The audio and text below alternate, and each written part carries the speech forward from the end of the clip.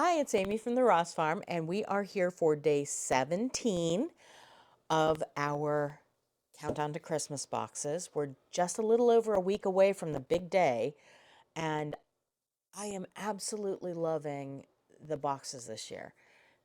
This one, for sure, 1,000%.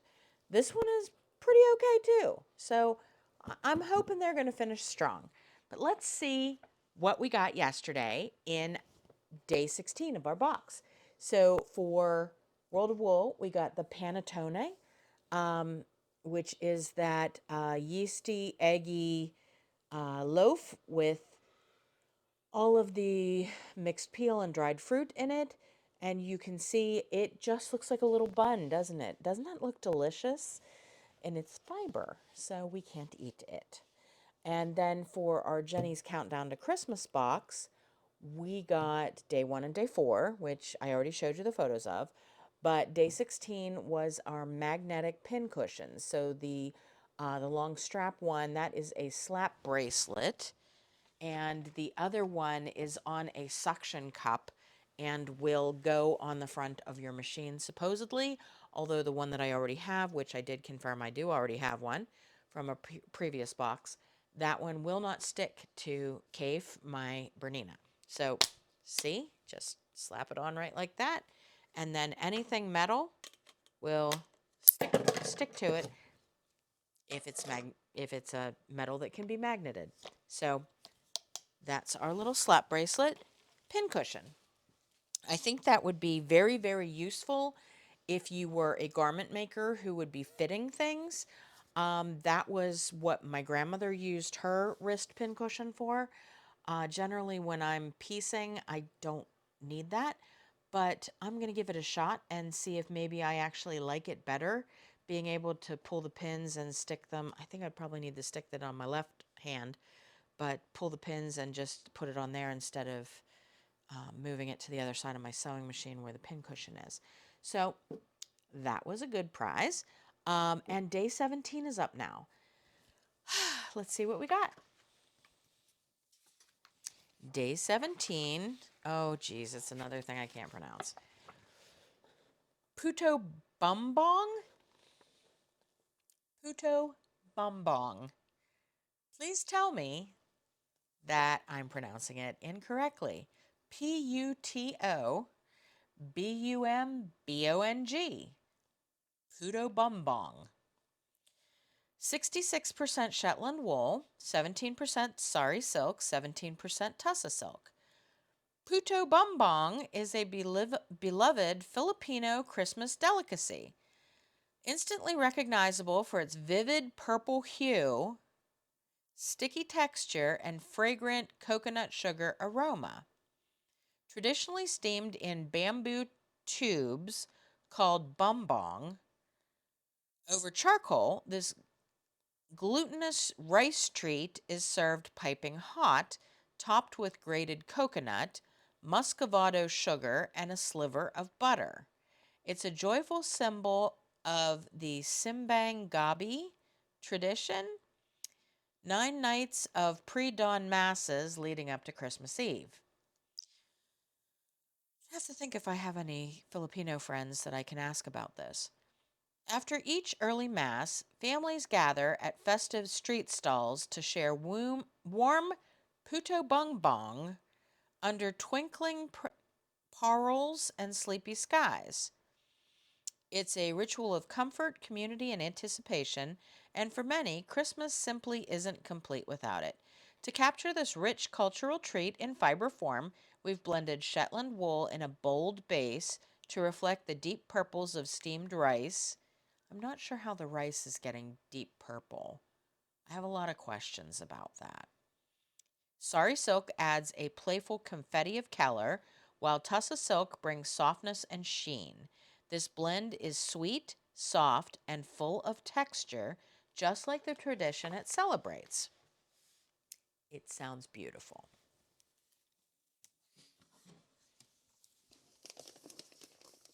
I wonder what it's going to have on the bag. Oh, a picture of it. You can't really see that very closely, but It's very bright purple, and it has, actually, it looks like it has um, scrambled eggs, coconut, and chorizo on top, which I know is not what that is, but it looks like a weird purple plate with um, some sort of bizarro breakfast hash on top.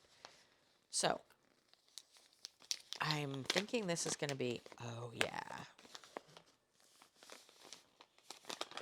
that is gorgeous. Gorgeous. That may be a hat for me.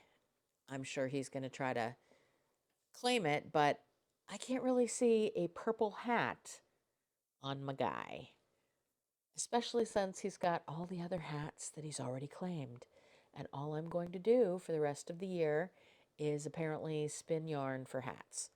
But this has beautiful streaks of magenta and violet through it, and the base color, I know it's kind of reading like a blue gray, but it's actually a really deep gray purple.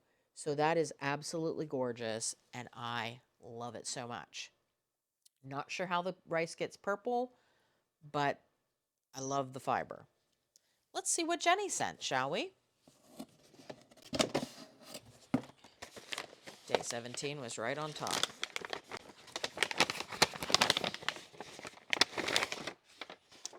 Oh, something to decorate my tree with. These are Missouri Star LED string lights. It's 7 feet of teeny tiny LED string lights that have little Missouri stars on all of the LED bulbs. So that is very interesting for a very small tree. I think this very small tree is probably too big for 7 feet of Missouri Star lights, but maybe I'll string them over across the back. I'm going to have to find a pair of AA batteries for this, but I kind of like that. We had something a little bit similar a couple of years ago. It was folded paper stars, and those I have really enjoyed. So I think I'll probably really enjoy this too. So that is our day 17, and that means it's time for our product of the day. And this is one of my newer favorite yarns. So this is our Tunis yarn, which is naturally dyed, and it is 100% Tunis. It is a worsted weight, and I absolutely love Tunis. Did I mention this is naturally dyed? Yes. The one that I'm showing you is Madder, Alkanet, and Cochineal. Here in my hands. There are several different naturally dyed skeins on the website at therossfarm.com. And it is just really, really squishy, really hard wearing. It's a longer staple length than you think it's going to be. And I just really, really love the shades that we get with the natural dyeing. So this is a really spectacular yarn and something I think that you should definitely add to your collection. It also qualifies for Shave 'em to Save 'em. If you are still looking for Tunis yarn to use for Shave 'em to Save 'em, this one will work. And you can follow us on Facebook at Ross Farm Fibers, on Instagram at Ross Farm. You've already found us here at Ross Farm Fibers on YouTube. And our website again is therossfarm.com. And as always, like, share, subscribe, and leave me a comment down below and tell me what you think of this and whether I should make John 72 hats out of all of the fibers from this year and probably the ones left over from last year too, because apparently he is eventually going to take off the one hat that he wears every day and wear something different. I'll believe it when I see it. So he is definitely knit worthy. Until tomorrow, which will be day 18. Can you believe it? As always, I'll see you soon.